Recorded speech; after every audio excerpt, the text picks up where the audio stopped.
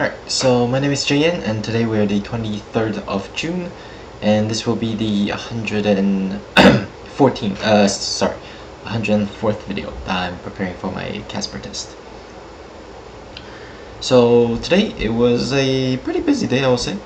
In the morning there was 3 back-to-back folders, and we finished the day with a little discussion with my boss with regard how to proceed with some tasks. And I also had a time to look at my future options, but honestly, as of kinesiologists, we are not so well paid national-wise. So I think I have to dig in a little bit more than just the superficial web informations. I've also noticed that the Casper test has changed its format in a good way, for sure. So instead of 6 video response and 8 written response, they've reduced the overall length to only 11 scenarios. So 4 and 7 in terms of video and written response. To my honest opinion, I would love to have a switch between the two, to have more video than written, but yeah, I will take it. And there is a little change to the written response section too. There will be only 2 questions asked and 3.5 minutes to answer instead of 5. And for the video section, it's gonna be only 2 questions instead of 3.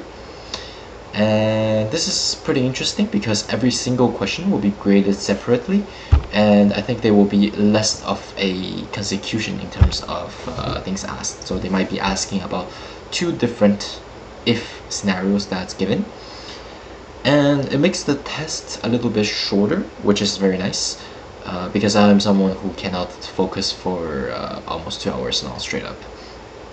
So by the end of the test I will be like dying for sure. So I think overall it's a good change for me personally. I like it. It's sad that there's a little bit less video section, and I have mainly prepared for that. But still, I think I still have time. I still have time to adapt. I will try to improve my typing speed in the next 6 months. So my test is exactly 6 months from now, so the 22nd of January.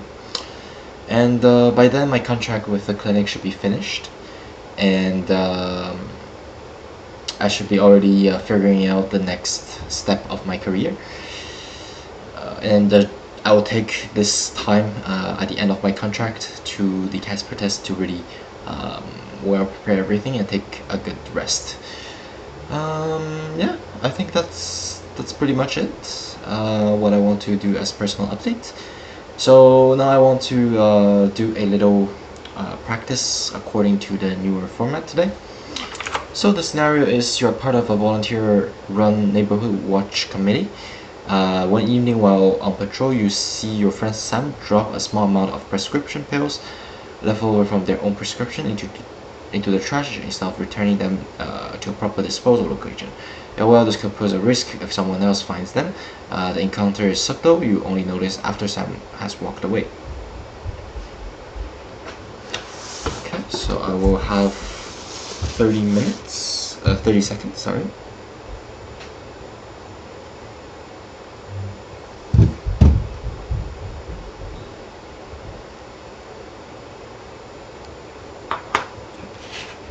There we go.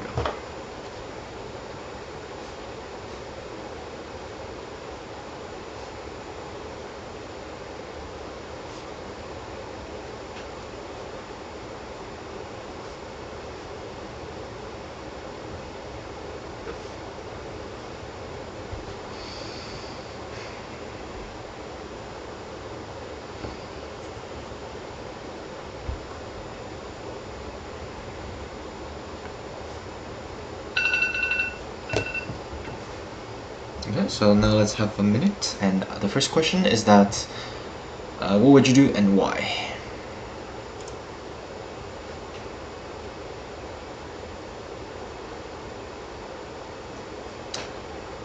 In this situation, since given that Sam has walked away, I will first finish my duty as the patrol or watcher duty.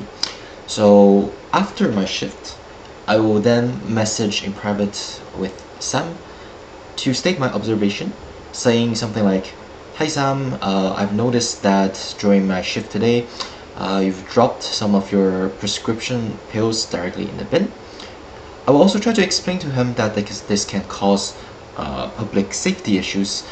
For example, if someone finds them and ingest them without knowing what they are, they can cause a health issue to someone else without him knowing.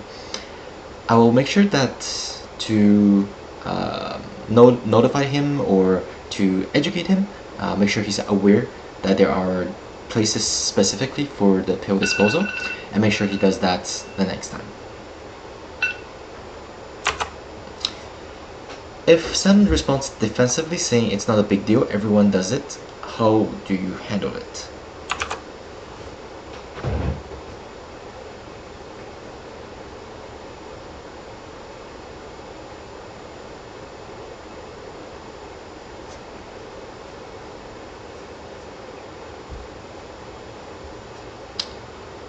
In this case, I think it is very important to communicate with a very polite voice, and to avoid escalation or any confrontation with them. I will try to state it with a polite tone, but with a very firm tone also. Something such as, I understand there might be other people doing it, but this act can be harming the health of other individuals, and it is something that is not right and that should be avoided. If necessary, I will have to talk with one of the supervisor and state what I've observed and make sure that Sam receives the required education properly. If also necessary, I will make sure that I advise a cleaning patrol or something to make sure that the bin has been cleared and there's no hazard left in there. Okay, so let's see.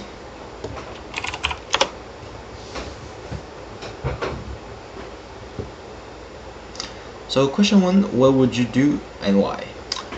I'll first discreetly retrieve the pills from the trash. Okay, that's something I forgot. I thought about it afterwards. To ensure they don't pose a risk to others, then I'll approach them privately and say something like, "Hey, some of those left over are concerned. I'd encourage them to protect my pharmacy. Okay, sure. I'd remain calm and empathetic, voicing my concern. I get that you feel that's common, but it's still risky for kids or pets or misuse. Just protecting the crowd. Let's find a safe disposal option. To resist and reaffirm if this minor you should handle it yourself. Bring it to the coordinators." Okay, sure. Yeah, just remove it. Yeah, true. Yeah, I'm missing a big part here. Yeah, so public safety and what do you do? So after realizing my priority, your action basically. Okay, state your actions. Make sure. Okay, sounds good.